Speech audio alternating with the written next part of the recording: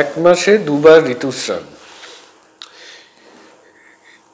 এমন সিমটম নিয়ে ক্লিনিকে অধিকাংশ সময় অনেকে আসেন খুব কারণ এই সিমটম অনেক ক্ষেত্রে ইনকনভিনিয়েন্স একটা সৃষ্টি করে এবং অনেক ক্ষেত্রে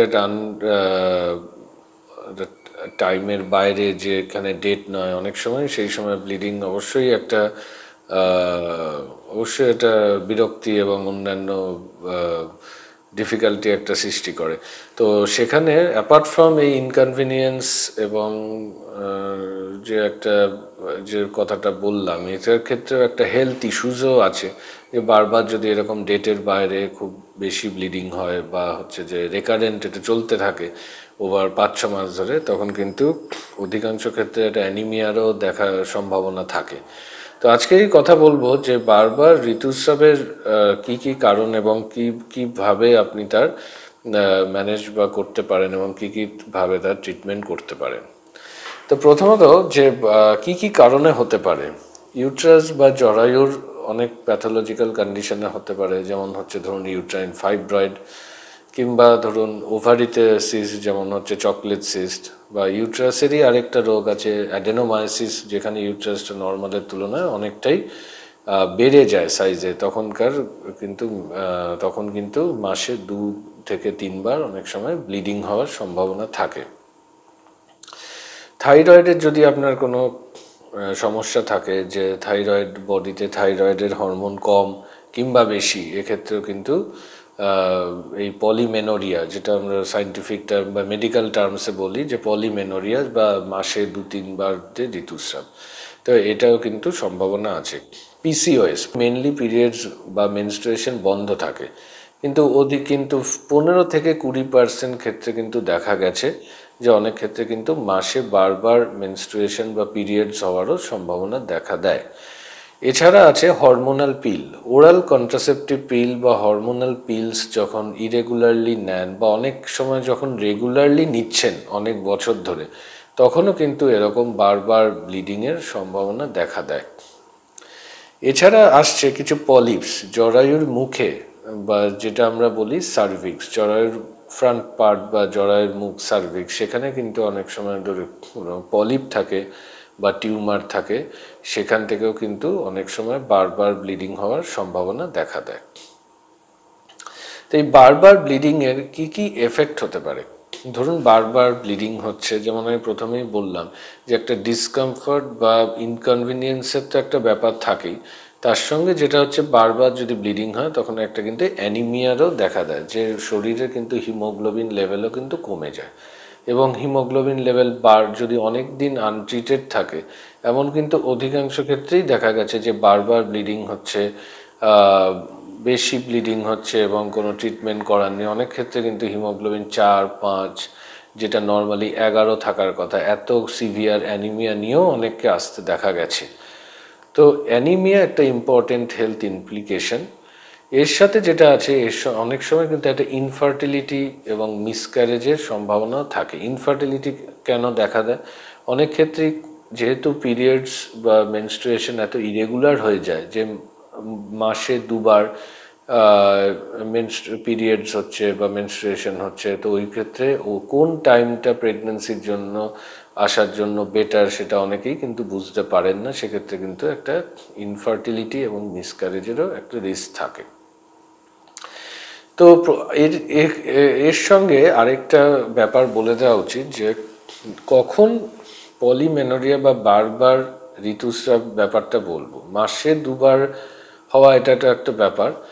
নর্মাল আমরা যেটা বলে থাকি যে 24 থেকে 34, বা অনেক জায়গায় বলা আছে 21 থেকে 34 বা 35, 21 থেকে 35 দিন যদি সাইকেল হয় সেটা কিন্তু নর্মাল সাইকেল। ধরুন আপনার 22 দিনের সাইকেল হচ্ছে কারুর, সেটাও নর্মাল, কারুর হচ্ছে 28 দিনের সাইকেল নর্মাল, কারুর হচ্ছে 32 দিনের সাইকেল, সেটাও নর্মাল। তো কখন বলবো যে পলিমেনোরিয়া বা বারবার ঋতুস্রাব, এটা কখন বলতে পারবো, যদি 21 দিনের কম, ধরুন প্রথম মেনস্ট্রুয়েশন হলো 2 তারিখ এবং পরের বার ব্লিডিং হলো আবার 20 তারিখ, তখন কিন্তু বলতে হবে পলিমেনোরিয়া বা বারবার ঋতুস্রাব। যদি প্রথম ব্লিডিংয়ের কোনো ডেট থাকে যে 2 তারিখ এবং হচ্ছে যে তারপরের বার যখন ব্লিডিং হলো 28 তারিখ, সেখানে কিন্তু আমরা এটা অ্যাবনর্মাল বলা যাচ্ছে না। অ্যাবনর্মাল তখনই বলা যাবে যে 21 দিনের কম যদি ইন্টারভ্যালে যদি দুবার ব্লিডিং হয়ে যাচ্ছে, তাহলে কিন্তু এটা অ্যাবনর্মাল। তো কি কি মেথড নিতে পারবেন? অবশ্যই প্রথমে আপনি গাইনোকোলজিস্টের সঙ্গে মিট করবেন। সেখানে অবশ্যই পরীক্ষা নিরীক্ষা করে দেখা উচিত যে জরায়ুর মুখে, এবং আল্ট্রাসাউন্ড করে দেখা উচিত যে জরায়ুর মুখে বা জরায়ুর মধ্যে কোনো ধরনের পলিপ আছে কিনা, এবং কোনো ধরনের ফাইব্রয়েড বা হচ্ছে যে কোনো ধরনের ওভারিতে সিস্ট বা হচ্ছে যে অ্যাডেনোমায়োসিস এরকম কোনো রোগ আছে কিনা সেটা কিন্তু চেক করে নেওয়াটা উচিত। কিছু কিছু ব্লাড টেস্ট করা উচিত, যেমন থাইরয়েডের পরীক্ষা, এবং সেগুলো দেখা উচিত যে আপনার থাইরয়েডের লেভেল ঠিকঠাক আছে কিনা। পলিসিস্টিক ওভারি রিলেটেড কিছু সিমটম আছে কিনা, যেমন আপনার বডি ওয়েট কত, আপনার অন্যান্য যে পলিসিস্টিক ওভারির ইস্যু যেমন সুগার বা থাইরয়েড বা আপনার অ্যাকনের সমস্যা বা এক্সেস হেয়ার গ্রোথ বা হেয়ার ফলে সেরকম কিছু সমস্যা আছে কিনা, সেগুলো পরীক্ষা করে নেওয়া উচিত। এবারে দেখা গেল যে হচ্ছে যে পলিসিস্টিক এই বারবার এই যে মেনস্ট্রুয়েশন বা পলিমেনোরিয়া কিভাবে ট্রিটমেন্ট করবে। প্রথমে যেটা আমি বললাম যে যদি ডায়াবেটিস এই যে এতবার ব্লিডিং হলে অনেক সময় অ্যানিমিয়ার সম্ভাবনা দেখা যায়, যে রক্ত কম শরীরে থাকে। তো এক্ষেত্রে কিন্তু অবশ্যই যদি দেখা যায় পরীক্ষা নিরীক্ষায় যে হিমোগ্লোবিন লেভেল অনেক কম আছে, সেক্ষেত্রে কিন্তু আয়রনের ট্যাবলেট এবং আয়রন রিচ যে খাওয়া দাওয়া সেগুলো কিন্তু করা উচিত।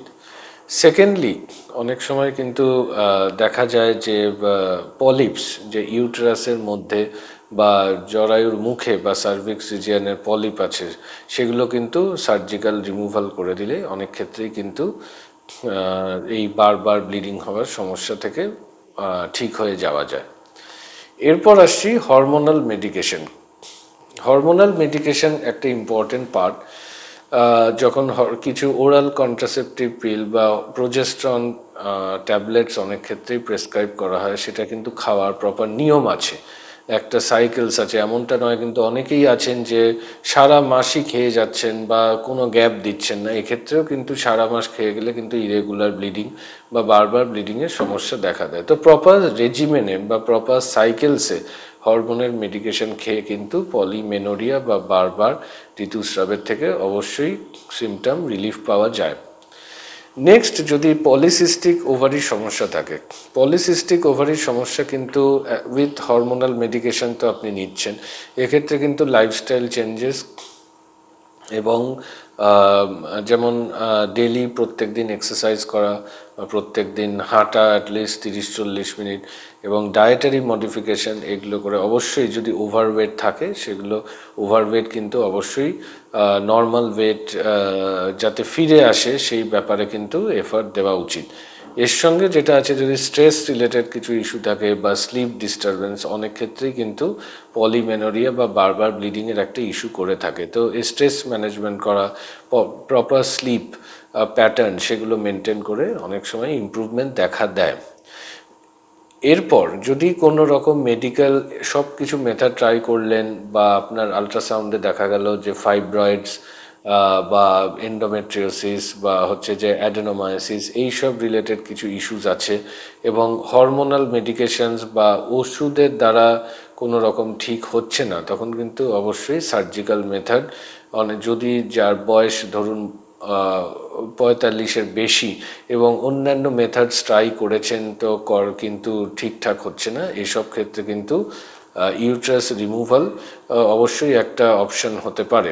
আজকালকার দিনে ইউট্রাস রিমুভাল মিনিমালি ইনভেসিভ, মানে ল্যাপ্রোস্কোপিক বা রোবোটিক ওয়েতে করা হয়, যেখানে রিকভারি কিন্তু খুবই আর্লি, আপনি 1-2 দিনই পরের দিনই বাড়ি চলে যেতে পারেন, এবং আপনার সেরকম রিকভারিও কিন্তু খুব ফাস্ট, এবং অ্যাজ আপনার কোনো রেস্ট্রিকশন অফ অ্যাক্টিভিটিস কিছু থাকে না। যদি 45 বছরের কম হয় এবং আপনি অনেক ওষুধপত্র দেখলেন যে ঠিক হচ্ছে না, বা মেডিকেল মেথডে কাজ হচ্ছে না, এইসব ক্ষেত্রে কিন্তু অনেক সময় মিরেনা, আমরা যেটা বলি ইন্ট্রা ইউট্রাইন কন্ট্রাসেপটিভ ডিভাইস, মিরেনা নিয়ে আমি আরেকটাও ভিডিও করেছিলাম, সেটার লিঙ্ক দেওয়া থাকবে, আপনারা সেটা দেখে নিতে পারেন। যে মিরেনা এটি একটি কপার টি টাইপের, যের মধ্যে হরমোনস ইনসার্ট করা থাকে। সেই হরমোনাল কপারটি অনেক সময় কিন্তু ইউটেরাসের মধ্যে বসিয়ে দিলে অনেক ক্ষেত্রে কিন্তু দেখা যায় এই বারবার ঋতুস্রাব বা এর থেকে অনেক ক্ষেত্রে কিন্তু সিমটম রিলিফ পেতে পারেন। নমস্কার।